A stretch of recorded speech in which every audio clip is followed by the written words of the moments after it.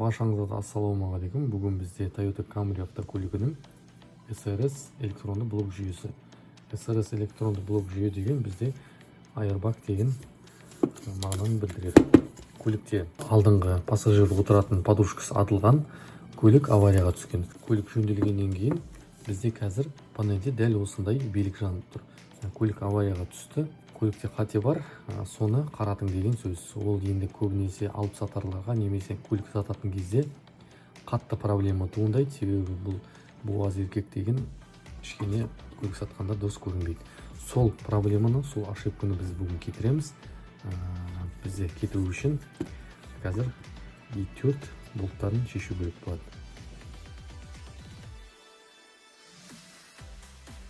Электронды блок жүйесін ашқан болатынбыз.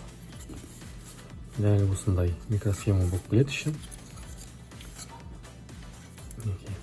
Бізде мұның ішінде проблеманы соғысқан аварияның белгісін кетіру керек.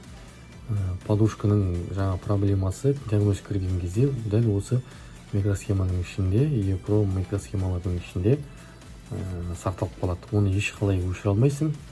Диагностикамен жасасаң кетіп қалады, бірақ бірнеше уақыттан кейін тағы жанып келеді. Сондықтан тұтас өшіру үшін дәл осы микросхеманы біз жаңадан оқыту керек болады. Электронды блок жүйені оқытып берген болатынбыз. Енді барлығы жақсы жасап тұр.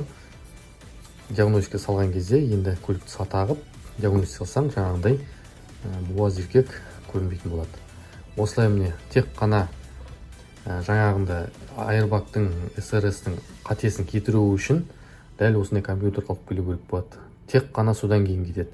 Болмаса прошивка жасамай, тек диагностикамен өшіріп, немесе басқа обманка салып, подушка салғанмен қайыры жоқ, пайдасы жоқ.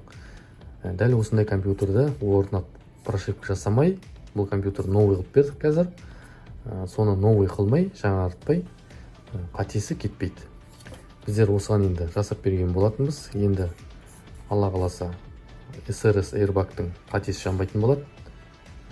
Егер алла сақтасын, әрине, соққан жағдайда қауіпсіздік жастықтары, подушка безопасностьтері жасайтын болады, атылатын болады бұйырса. Дәл осылай міне көлікті прибордан өшіріп бермей, біз оқытып беріп, жаңартып, енді жасайтын болады. Дәл солай жасап бердік. Себебі жолда жүрген көлік, оны кейбір адамдар бар, өшіріп тастайды, ана панель прибордан лампочкасын өшіріп, немесе изолента басып тастайды, көрмесін дегендей. Бірақ ол енді біз ондай тарапты қолданбаймыз. Жасағасын дұрыстап жасап жөндеп берген дұрыс. Баршаңызға рахмет достар. Видео кішкене арасы үзіліп кетті. Қазір қолым босамай жатыр.